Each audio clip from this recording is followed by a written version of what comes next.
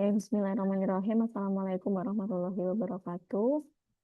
Alhamdulillahirrabbilalamin. Wassalatu wassalamu ala asrofil anbiya wal mursalin. Sayyidina Muhammadin wa ala alihi wa sahbihi ajma'in. Rabbi israli sadri wa yassir li amri wa hlul 'uqdatam min lisani yafqahu qawli. Ya, terima kasih bagi teman-teman yang sudah menyimak video kali ini ya terkait dengan metode penelitian ya eh, untuk artikel ilmiah. Yang insya Allah akan saya jelaskan mulai dari penulisannya, kemudian model pengembangan yang dipakai, dan juga sampai di instrumen penelitiannya. Nah, nanti teman-teman bisa simak dulu di bagian ini. Penelitian yang akan dipakai di sini adalah penelitian Research and Development ya atau R&D, di mana kalau teman-teman mencermati ya penelitian R&D ini adalah metode penelitian yang digunakan untuk menghasilkan produk tertentu dan juga menguji keefektifan dari produk tersebut. Ya, jadi apa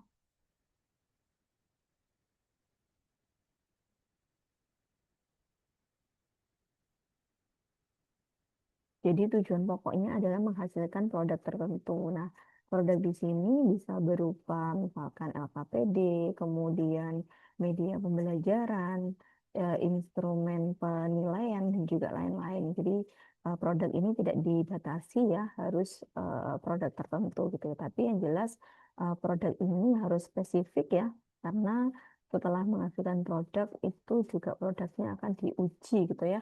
Yang pertama biasanya adalah uji kevalitan dan juga uji kepraktisan dan juga bisa dilanjutkan dengan uji keefektifan. Ya, namun memang biasanya karena keterbatasan waktu dan juga tempat gitu ya, biasanya untuk tataran S1 itu hanya sampai di uji kevalitan dan uji kepraktisan saja. Jadi uji keefektifannya bisa tidak digunakan terlebih dahulu. Nah, secara garis besar gitu ya, untuk model pengembangan yang dipakai di dalam penelitian R&D atau Research and Development, ya, atau biasa juga disebut pengembangan, kemarin sudah pernah saya sampaikan bahwa ada beberapa model pengembangan yang bisa diadaptasi gitu. Jadi nanti langkah-langkah pengembangannya, kemudian nanti proses pengembangannya nanti sesuai dengan model pengembangan yang dipilih oleh teman-teman sendiri. Nah, di antaranya ada yang pertama adalah kinetic and carrying. Ini memang cukup banyak ya, sekitar ada 10 langkah gitu ya. Nah, ini memang tidak terlalu banyak dipakai. Kemudian yang kedua ada Vogue and Gal juga ada 10 gitu ya. Ini meskipun mirip-mirip ada 10 tapi poin-poin yang diambil itu berbeda. Nah, kemudian yang ketiga ada punyanya branch ya, atau biasa dikenal dengan nama model pengembangan ADI atau ADDIE.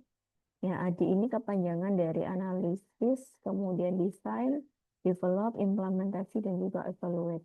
Nah, ini adalah salah satu model pengembangan yang sering dipakai gitu ya, karena yang pertama langkah-langkahnya ini mudah dan juga tidak terlalu panjang seperti Bob and Girl dan juga Deep and Carry.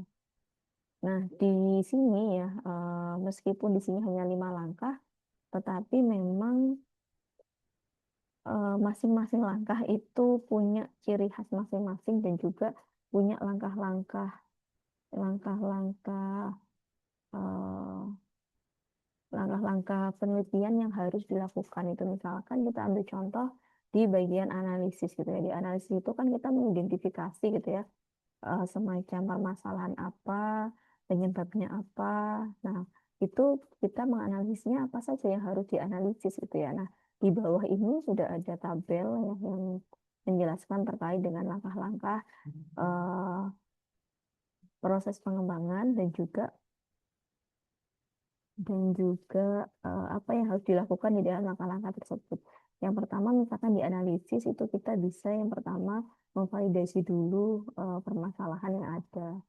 Kemudian setelah nanti dianalisis masalahnya, kemudian diteruskan dengan penentuan tujuannya, tujuannya apa itu, apa yang mau dikembangkan itu atau institutional goals. Kemudian juga apa yang mau dicapai dalam pengembangan media itu misalkan. Nah, Kemudian selanjutnya bisa juga dilakukan confirm gitu ya terkait dengan subjek penelitiannya. Jadi dikonfirmasi lagi kepada subjek yang kita teliti gitu ya bahwa memang ada masalah di dalam eh, media atau LKPD atau apa yang akan kita kembangkan itu tadi. Kemudian yang keempat juga mengidentifikasi resource ya atau sumber-sumber yang memungkinkan untuk bisa kita identifikasi. Kemudian yang kelima ya bisa menentukan potensial sistem yang akan dilakukan itu seperti apa. Jadi seperti menuju desain gitu ya, sudah menuju desain. Kemudian yang keenam adalah merencanakan ya, merencanakan project manajemennya seperti apa. Nah, ini sebenarnya analisis analisis itu bisa dilalui melalui 6 tahap ini gitu. Tetapi memang biasanya tidak semuanya dilakukan gitu ya. Kita biasanya melakukan hal-hal yang apa garis besarnya saja gitu. Seperti misalkan kita mengidentifikasi masalahnya, kemudian menentukan tujuan instruksionalnya dan lain sebagainya gitu. Jadi poin 1 dan poin 2 itu adalah poin-poin yang harus dilakukan dalam tahap analisis ini. Nah, kemudian yang kedua ya, tahap desain ya. Desain itu mudahnya adalah ya mendesain apa yang akan kita kerjakan itu setelah kita menganalisis itu. Misalkan awalnya kita tahu bahwa di sekolah itu belum ada media pembelajaran yang berbasis digital itu misalkan. Baru ada media-media yang manipulatif atau bisa dipegang gitu ya. Tetapi di sekolah itu ternyata juga support gitu adanya fasilitas-fasilitas yang bisa mendukung pembelajaran digital itu misalkan di sekolah ada LCD, mungkin ada TV LED kayak gitu yang bisa dipakai untuk pembelajaran. Nah, dari situ kan sebenarnya kita tahu oh sebenarnya sekolah ini bisa kalau misalkan nanti harus membuat atau memakai produk digital atau media digital gitu ya. Nah, hasil analisis itu kemudian kita bawa untuk membuat desainnya gitu. Kita mau mendesain materi apa, itu juga hasil dari analisis sebelumnya. Ya tujuannya tadi kita mau mendesain apa, mau mengembangkan apa gitu. Misalkan oh kita mau mengembangkan media pembelajaran matematika berbasis digital, misalkan pakai PowerPoint atau menggunakan kuis dan lain sebagainya. Nah, di bagian desain ini kita eh, mencoba untuk membuat desainnya gitu. Jadi seperti plannya misalnya oh kita mau bikinnya seperti ini, nanti bahannya diperlakukan seperti ini. Kemudian aplikasinya mau dipakai apa kayak gitu. Nah, itu didesain di situ. Kemudian tahap berikutnya ada di develop atau ada di pengembangannya gitu. Nah, di bagian pengembangan ini kita membuat barangnya. Jadi kalau sebelumnya tadi baru didesain ya, di develop ini kita membuat barangnya. Ya kira-kira bentuknya akan seperti apa, jadinya akan seperti apa. Nah, itu ada di proses develop atau pengembangan itu sendiri. Nah, setelah itu, setelah produknya jadi, baru kita memvalidasi gitu ya, memvalidasi apa yang kita kerjakan tadi, pengembangan yang kita kembangkan tadi ke para ahli gitu ya. Nah, di sini biasanya nanti akan muncul beberapa revisi, kemudian beberapa perubahan-perubahan yang memang jika teman-teman menghendaki dan memang apa masukannya membangun itu bisa digunakan. Tetapi kalau memang ada keterbatasan keterbatasan tertentu sehingga teman-teman tidak bisa melakukan revisi dari para ahli dengan alasan yang rasional, logis dan juga tidak dibuat-buat. Nah, itu boleh sebenarnya salah satu, mungkin tidak semua masukan itu dipakai gitu. Jadi meskipun ini masukan dari para ahli, tetap kita lihat kembali apakah memang itu masih relevan dengan media yang kita kembangkan atau tidak. Nah, kemudian yang keempat ada implementasi. Ya, implementasi ini kita biasanya menyiapkan siswa dan juga gurunya gitu ya untuk melakukan apa semacam uji coba gitu ya, uji coba media yang sudah kita kembangkan itu tadi. Nah, biasanya di langkah ini kemudian nanti akan muncul gitu ya angket-angket kepada siswa gitu ya untuk menilai media yang kita kembangkan itu tadi. Nah, ini bisa dijadikan salah satu indikator uji kepraktisan dari media yang kita kembangkan. Tuh, sehingga langkah ini ya wajib ada gitu ya. Kadang apa bisa juga biasanya dibagi menjadi dua gitu ya, atau implementasi kepada kelompok kecil, jadi seperti hanya 4-5 orang saja, kemudian baru di kelompok besar gitu atau satu kelas. Harapannya dengan cara seperti itu kita bisa apa, mengetahui gitu. Misalkan di kelompok kecil ternyata ada kendala. Kepada siswa itu apa sih kendalanya? Atau ternyata soalnya terlalu susah seperti itu. Nanti bisa kita apa namanya, revisi kembali seperti itu sebelum kita masuk ke eh, penerapan ke kelas yang besar atau satu kelas utuh.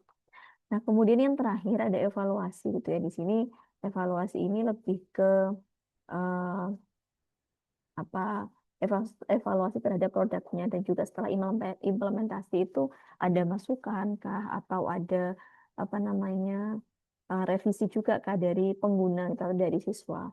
Nah, setelah itu baru nanti terakhir setelah dievaluasi baru kita mempunyai satu produk yang sudah jadi gitu. Itu adalah proses dari pengembangan gitu. Nah, nanti insya Allah juga saya akan tunjukkan eh, penulisannya ya, nanti teman-teman bisa apa simak juga.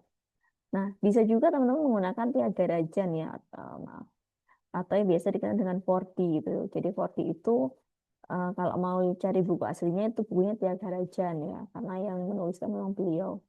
Kemudian kalau yang Adi, nah tadi penggunaannya adalah branch ya. Nah, kalau 4D ini sebenarnya langkah-langkahnya hanya 4 ya, karena dia 4D gitu ya. Berbeda dengan Adi tadi yang 5 langkah itu ya. Jadi di 4D ini yang pertama ada define, kemudian ada design, ada develop, dan juga disseminate gitu. Kalau kita cermati mungkin memang tidak terlalu banyak berbeda gitu ya dengan Adi gitu. Tapi memang di 4D ini, kalau di Adi tadi kan ada yang terakhir itu ada E-nya ya, ada evaluate-nya di akhir gitu ya. Kalau di Diagarajan itu biasanya, atau 4D itu biasanya melakukan evaluasinya pada setiap langkah gitu. Jadi teman-teman bisa melakukan evaluasi itu setelah tahap define, kemudian evaluasi, kemudian desain, kemudian evaluasi kembali, kemudian develop, kemudian evaluasi kembali sampai terakhir ada di disseminate. Nah, yang dilakukan ketika define itu tidak jauh berbeda juga ya dengan yang dilakukan pada AD tadi. Jadi yang pertama bisa front end analysis, kemudian menganalisis juga pembelajarnya atau siswanya, kemudian tugasnya apa saja, konsepnya, dan apa tujuannya apa gitu. Jadi untuk mendefine dulu apa yang akan kita kerjakan seperti itu. Kemudian apakah nanti masalah yang ada di lapangan itu sudah sesuai dengan apa media yang akan kita buat seperti itu.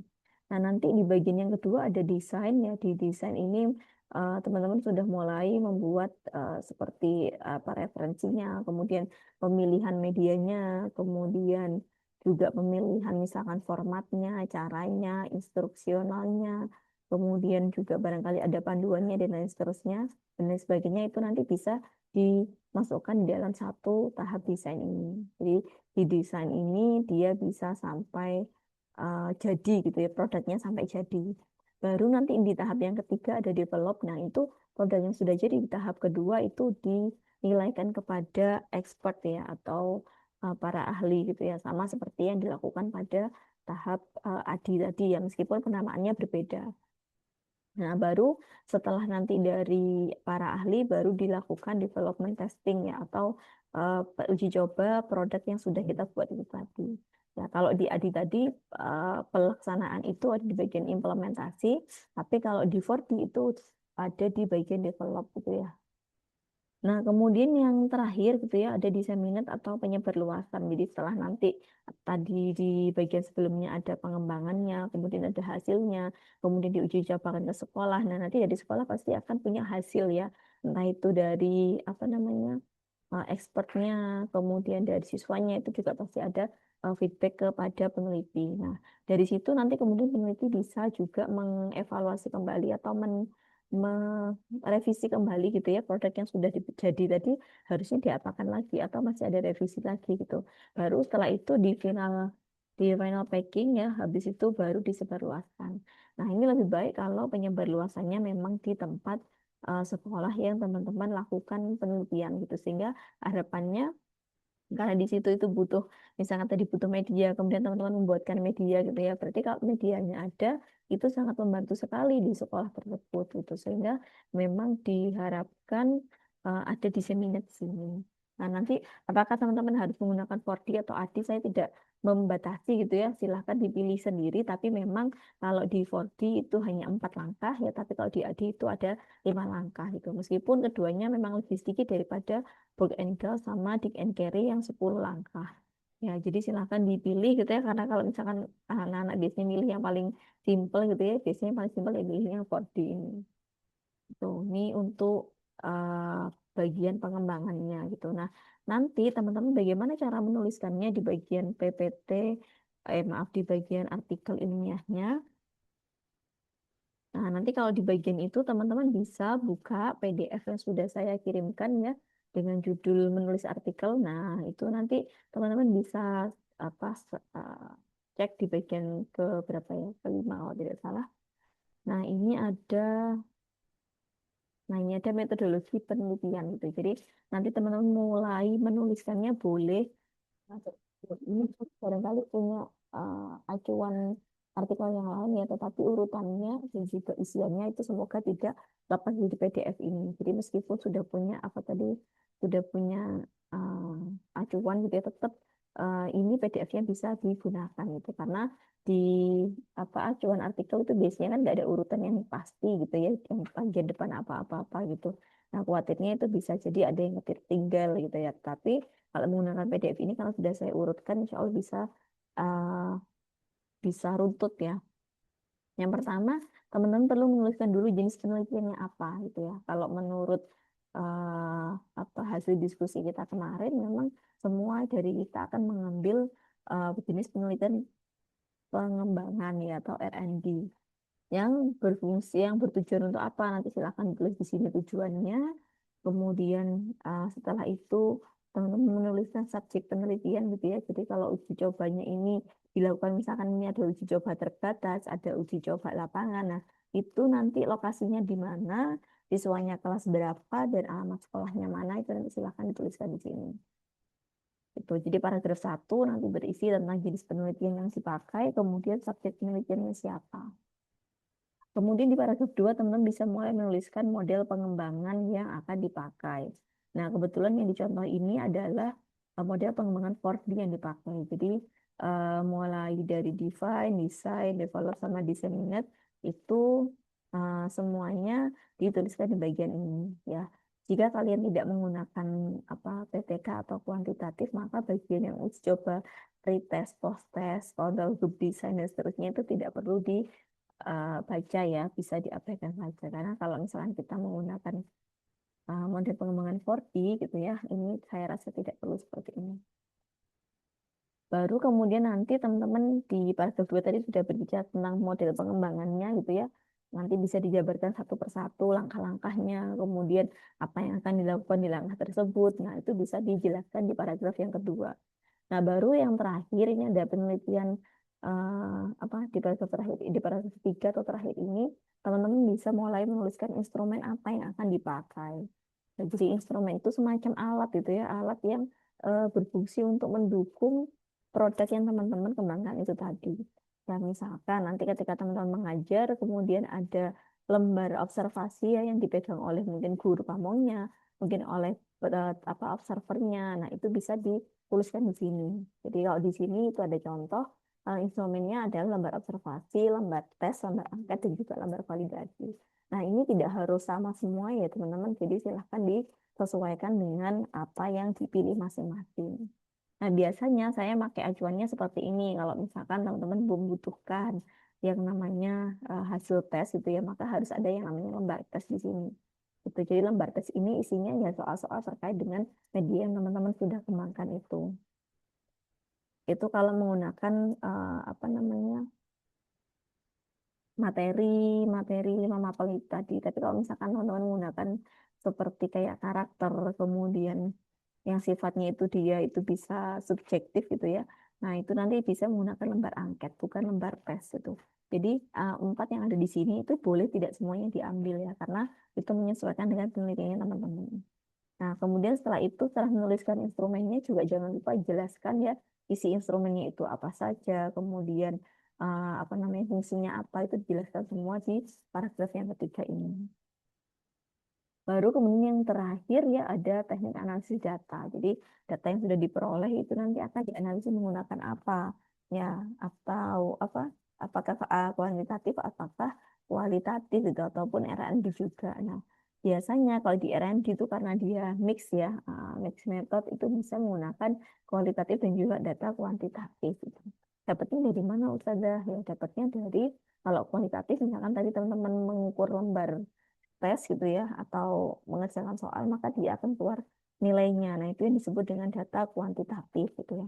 Tetapi kalau datanya kuantitatif tadi tidak didukung dengan data kualitatif, maka juga sangat kurang ya. Maka dua-duanya teknik analisis data ini dipakai di dalam penyusunan laporan pengembangan seperti itu. Nah, nanti untuk yang apa kualitatif itu juga bisa bermacam-macam bentuknya ya. Barangkali teman-teman bisa lihat misalkan di ketika mengajar itu ada lembar observasinya atau siswa mengisi gitu ya. Nah, bagian bawah itu bagian yang biasanya ada apa lembar catatan seperti itu yang nanti kita akan mengisi seperti apa. Nah, jadi harapannya di lembar catatannya itu juga bisa berfungsi itu sehingga kita tahu apa kekurangan kita dan juga apa kelebihan dari media yang sudah kita kembangkan itu tadi. Ini untuk penjelasan metodologi ya. Jadi barangkali dari teman-teman yang kemarin sudah selesai di bagian pendahuluan dan akan melanjutkan ke bagian metodologi ya karena ini saya rasa tidak cukup panjang. Ini lumayan pendek dan juga sudah jelas gitu ya tiap paragraf apa saja isinya. Nah, semoga nanti setelah ini teman-teman bisa mengikuti yang ini juga. Ya. Ya mungkin dari saya itu dulu ya terkait dengan metode penelitian ya semoga nanti setelah ini teman-teman bisa apa tuntas semua sampai metode sehingga pekan depan ya bisa kita cek kembali dan pekan depannya lagi bisa kita jadwalkan untuk seminar proposal. Ya, terima kasih banyak teman-teman yang sudah hadir siang hari ini. Ya, semoga berkah selalu. Nah, nanti kalau ada materi berikutnya bisa saya sampaikan dengan cara seperti ini. Ya, terima kasih banyak. Kita tutup dengan bacaan hamdalah dan doa kafaratul majelis. Alhamdulillah rabbil alamin. Subhanallah. Terima kasih. Wassalamualaikum warahmatullahi wabarakatuh.